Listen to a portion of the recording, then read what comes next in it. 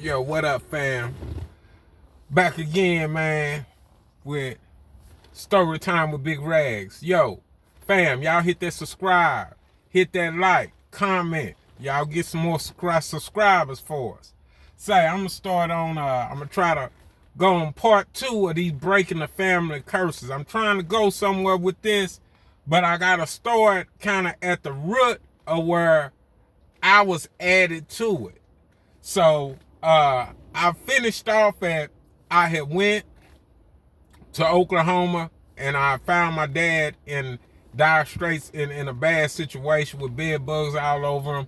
I contacted my older brother. Finally, he said, hey, I'm coming down. So we met up in Oklahoma to decide what we was going to do and to get him out of that situation. Y'all, you know, and I'm saying break generational curses because me and my siblings, we're gonna do it. I'm claiming it. But you know, with talking to my father, he would tell me things like him and his brother was going through stuff. He said his brother didn't forgive him for stuff when they was little kids. The envy, like his dad, my grandpa would put him on his shoulders and walk him down the mountain in Renterville instead of taking the other two and putting them on his shoulders. Well, Raz was the oldest, so maybe that was it. I don't know. But that was an issue with them. And my dad said his brother would bring up stuff from way back. That, yeah, mama used to spoil and use it against him while he was living under his roof. You know, kind of just dog him out. But anyway, we went down there, man, and we got together and we said, well, he's going to leave. We got to get him out of here. So my pops was like, yeah, I'm ready to go. I need to go. So me and my brother, we talked and I, you know, I kind of knew that my brother couldn't take on that responsibility. He could do it financially, but like I said, taking care of an elderly person with dementia and diabetes, it ain't just finances. It's patience. It's God. You got to be really rooted in God. And if you're not, you will be after that. Thank you, man. Say, stuff I'm going through now ain't nothing compared to what I went through taking care of my dad. Praise God. But anyway, you know what, y'all? This showed me that greed and when people do stuff and it ain't really out of love, that's a dangerous thing. Man, we went to go, you know, take him out of there. You know, his brother told him he had, I may be wrong with the numbers, but it was like, he said, you owe me $7,000 rent. His brother got offended because he was wanting to leave that situation. Now, granted, when he left, I had to go get my daddy all new clothes because everything was a bed bug infested. So we had to put a robe on him, put him in a bathtub, and he went out with some slippers, and he couldn't take no clothes, no nothing. I had to start all over. Now, I guess his brother was offended by him saying he was ready to leave, so he told him, you owe, now me, to myself, I'm just following my big brother's lead. I'm like, you the oldest, you're the junior, so whatever you say, I'ma back it, but I let him know now, he shouldn't owe him nothing because, first of all, he chose to take him out of that house. Because I wasn't charging my dad nothing. I paid the overhead. I bought the groceries. My dad did what he wanted to do with his money. So this joker, actually, I think my brother gave him like right at $7,000 for my dad to just leave that house. And I'm like, how you gonna tell a grown man when to leave and what he gotta do to leave? Y'all, that controlling spirit, that narcissist spirit, that controlling spirit, man, People say controlling people when they don't get it their way, they crash out. They really spoil brats. And I don't think this dude ever saw his fault. He didn't think that was wrong. He never did think that was wrong, I don't think. Now, I will say this. He did come to me when we went to the mall. We was sitting in there, and he told me, nephew, I want to apologize because what they said, your dad said you wasn't feeding him and stuff. I know that's a lie. He does that to me. So, see, he started getting the things that if the brother, Mr. Know-It-All, would have talked, this whole situation wouldn't have never happened. Because now they're saying, woo, this dude, that wasn't Harold, that was him. He's saying the same thing about me. But check it out. The one who came and got him, he's like that kid that stick his hand in the cookie jar and then leave and let everybody else get the whooping. Now he ain't saying nothing. He going on cruises. He kicking it with his wife like he should be. Like he should have been doing instead of coming to my house, getting in my house business. So he ain't saying nothing. So this joker, my brother, since he's the junior, he's going to get all this money, and I'm steadily on the low telling him, say, man, this ain't right. You don't give that man $7,000. You don't give that man all that money. You don't give him all that money. That man wasn't paying that much on his mortgage. Come on, this is Muskogee. Get real. And that's your brother. That's your brother. Not half brother. Same father and mother. Say, we got to break this curse, we Charles Jr. and Durrell. We will not go out divided. I'm claiming that. Check it out. These jokers, my brother went on and gave him that money. Gave him all that bread, man. And when I got back around my father, he ended up returning back to Texas. And we had a house over in the cliff. We stayed over in the cliffs in a house. And then later on we moved closer to my job. So I could watch him and stuff. And I had great coworkers, man, that just helped out and helped me with my father, y'all. And you know, it was just so much division and family curses that we was fighting through. And I don't know, I just stay prayerful. But, you know, as time went on, you know, he got away from him.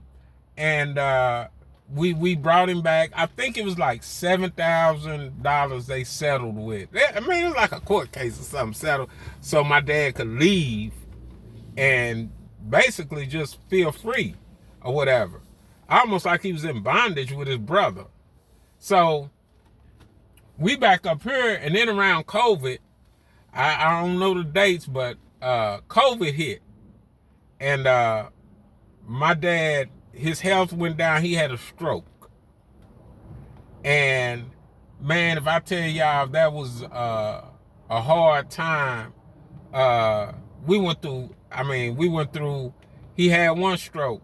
Man, we nursed him and prayed him back, and he survived that, you know.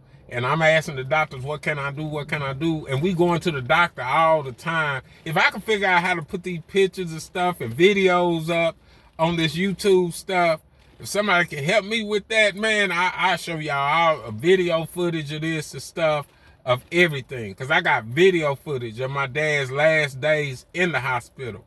During COVID, you couldn't go see him. Some hospitals, some rehabs he was in, they let no visitors. And then some would let certain hours, just 1 or 2 visitors. So I had coworkers that when I was, you know, working a lot, they would go check on him, and I would go up there and grease his feet. Man, we had my brother got him got him hearing aids because he was deaf, but these hearing aids let him hear again. Man, oh man, this hospital over in Richardson, say man, they stole my daddy's hearing aids, all his watch, his jewelry. They stole everything. They took everything. When he left there, he didn't have nothing. And it was just me, and I'm, asking for, I need some support with this, some help with this, with my siblings. I have a sister she was living right there in Gainesville.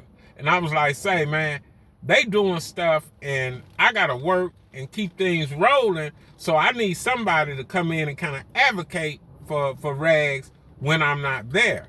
Because that last stroke, it was a massive one, man. It was pretty bad. But he was battling back. But with COVID, I really don't know what really happened in that hospital, because they were saying he can't do this, he can't do that. But I was communicating with him and he was communicating with me. And when he couldn't talk, I say, blink 2 times if you understand me, blink once, and da-da-da. And he always knew who I was. I would play he was a quartet music fan, so I would play Lee Williams for him all the time. And he'd be sitting there, and then I'd sing songs that he sung with his group. And I asked him, you remember that, Raz? And he'd nod, yeah. And it was an experience. It was an experience to watch the transitional stages of my father. But before I go on, let me say, before he took sick, I talked to him, and he let me know that, he knew he said he wanted to be ready. You know what I'm saying? When he leave, he knew he was coming down to drawing down to the end. So I said, well, have you made peace with everyone? So, he called all my siblings and he talked to them and made peace with them. I said, well, who else? He said his brother. So I said, you're the oldest. I said, so we've got to always try to do the godly thing, even though it ain't, man, this is helping me. Even though it ain't what we thinking in here, but we know the godly thing. So he called his brother, man, and he was talking to his brother and, telling him whatever happened, however it happened, I love you. I'm sorry for everything that happened. I love you, you my brother. Man, he had that joke on speakerphone, because he was deaf, so he couldn't hear, so he always put you on speakerphone. Man, don't you know that dude was fussing at him? Charles, blah, blah, blah. He was dogging my dad. I was like, wow, this dude is bitter. He's bitter. I know he died hard. I wasn't even there. But I know that joker died hard. But anyway, say, after that conversation, whatever, I finally told Pops, hey, man, just hang up the phone. You done the best you can with this. So he said his goodbyes or whatever. And I believe that was probably the last time he talked to his brother. Because later on, after the stroke and stuff and the COVID had kicked in and they started, I knew his time was drawing nigh when they started saying, well, his insurance, his Medicaid is no good. We need more money. And I'm going to see him and stuff, and he eating, they feeding him through a tube. First, I could put food in his mouth and he was eating, and then it went to tube feeding, and then when they started talking about money, bed sores, everything, when the money came in, it's almost like they said, well, if we ain't getting this much off his insurance, we ain't getting this much money, we'll starve him out. And I believe that's what they put on his death certificate. Starvation. They starved him out. So, oh man, it's messed up. Say, man, they just roll you out the room and hey, you need to come get this body because we service the living and he's no longer alive or whatever. So, man, cause see, this is family and curses, and it's something in all this where God's gonna bring it together. I don't know how he's gonna do it, but he's gonna bring it together. So we set up the funeral and everything, man, and we eulogized my father, and we eulogized him, and the look that whole time, you know, I'm not a fake person. If I fool with you in life, you know, I'm a fool with you when you leave, when you leave. But if I don't fool with you in life, I ain't gonna fool with you in death. You know what I'm saying? If I wasn't at peace with you in life, I'm not even gonna tell you to rest in peace. So, after we got to the graveyard, right? We got to the graveyard. Big ups to Brown, who take care of Booker T. Washington, because, hey, man, I made some requests, and let this be a note. Say, young ladies, if you got a man, you ain't gonna have to do no GoFundMe account. A man got enough. You know what? My father learned how to live because he already had his home going paid for. Tombstone, ground, everything was already paid for. Everybody don't have to do GoFundMes. Praise God. But anyway, man, after at that graveyard, man, I sat there and watched his brother. Now, the brother that stuck his hand in the cookie jar and didn't say nothing, he didn't say no more than hi or bye to me. And I eulogized my old man.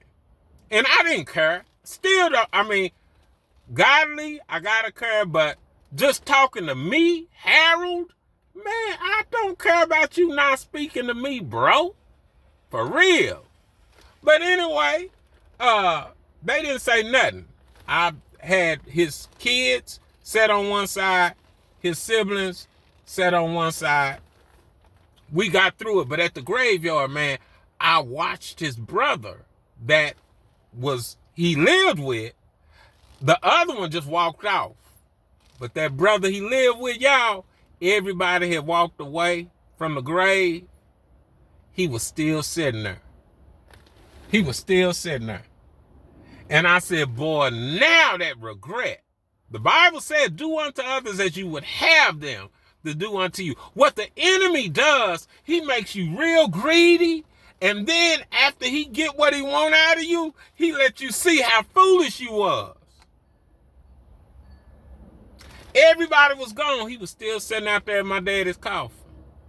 Sitting out there in a chair with his cane. I wanted to slip up to him, but that's evil. So I didn't do it. But I wanted to slip up to him. Was all them bad words and all them talking bad to him, was it worth it now? Oh, man, this is ministering to me. Charles Jr., all that mess, it ain't even worth it, bro. Ain't none of this worth it. None of it.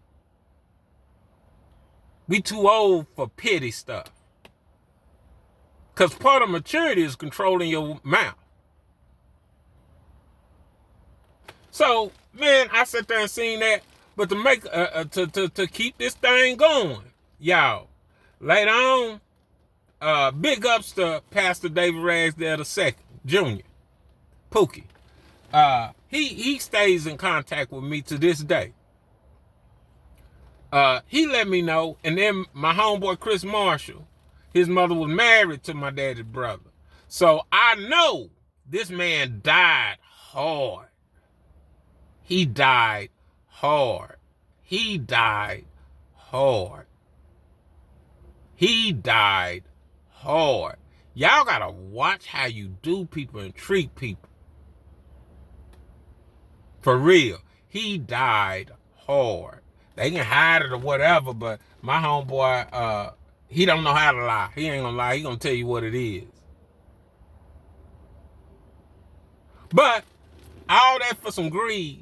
And then he wasn't even on speaking terms with his brother. And they setting up, split up, literally, spiritually, and physically. And he got to make peace with himself and transition. And it wasn't even worth that.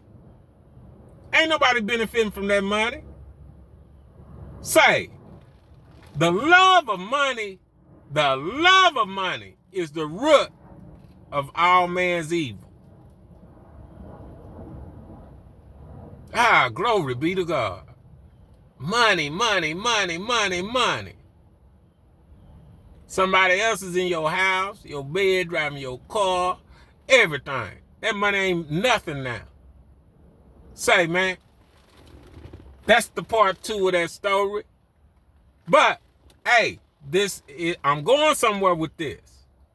Because hopefully through this, me and my siblings can break this curse.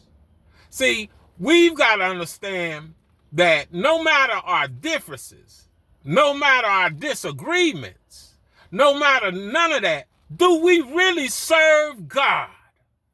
Do we love God enough to say, I will surrender my will and let God's will be done?